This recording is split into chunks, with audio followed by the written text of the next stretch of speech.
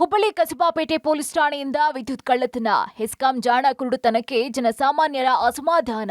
ವಿದ್ಯುತ್ ಕಳ್ಳತನ ಮಾಡಬೇಡಿ, ವಿದ್ಯುತ್ ಕಳ್ಳತನಕ್ಕೆ ಜೈಲು ಶಿಕ್ಷೆ ಆಗತ್ತೆ ಅಂತ ಜಾಗೃತಿ ಮೂಡಿಸಬೇಕಾಗಿದ್ದಂತಹ ಪೊಲೀಸರೇ ವಿದ್ಯುತ್ ಕಳ್ಳತನ ಮಾಡ್ತಾ ಇರುವ ಪ್ರಕರಣ ಬೆಳಕಿಗೆ ಬಂದಿದೆ. ಅದು ಹೆಸ್ಕಾಂ ಪ್ರಧಾನ ಕಚೇರಿ ಹೊಂದಿರುವ ಹುಬ್ಬಳ್ಳಿಯಲ್ಲಿ.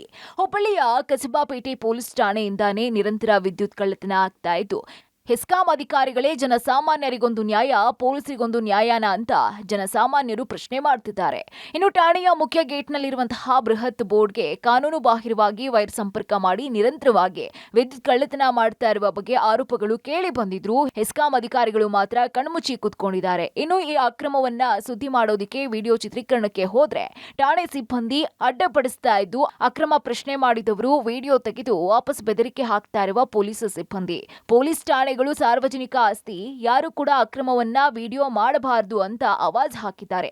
ಈ ಬಗ್ಗೆ ಪ್ರತಿಕ್ರಿಯೆ ನೀಡಿರುವಂತಹ ಹೆಸ್ಕಾಂ ಅಧಿಕಾರಿಗಳು ಈ ರೀತಿ ಮೇನ್ ಲೈನ್ ವಿದ್ಯುತ್ ಕದಿಯೋದು ಅಪರಾಧ ಆಗಿದ್ದು, ಈ ಕೂಡಲೇ ಈ ಕುರಿತು ಕ್ರಮವನ್ನ ಕೈಗೊಳ್ತೀವಿ ಅಂತ ಸ್ಪಷ್ಟನೆಯನ್ನ ಕೊಟ್ಟಿದ್ದಾರೆ.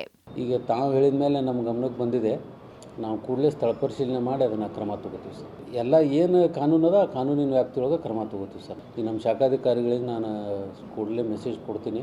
ನಾನು ಹೋಗಿ ಸ್ಥಳ ಪರಿಶೀಲನೆ ಮಾಡಿ ಅದನ್ನು ಕ್ರಮ ತಗೋತೀವಿ ಸರ್. ಜನರಿಗೆ ಕಳ್ಳತನದ ಬಗ್ಗೆ ಜಾಗೃತಿ ಮೂಡಿಸಿ ಮಾದರಿ ಆಗಬೇಕಾಗಿದ್ದಂತಹ ಪೊಲೀಸರೇ ವಿದ್ಯುತ್ ಕಳ್ಳತನಕ್ಕೆ ಪ್ರೋತ್ಸಾಹ ನೀಡ್ತಾ ಇರೋದು ವಿಪರ್ಯಾಸದ ಸಂಗತಿ. ಹೆಸ್ಕಾಂ ಇಲಾಖೆ ಈಗಲಾದ್ರೂ ಎಚ್ಚೆತ್ತು ಇದಕ್ಕೆ ಬ್ರೇಕ್ ಹಾಕಬೇಕಾಗಿದೆ. Sunil Patil, public TV, Hubballi.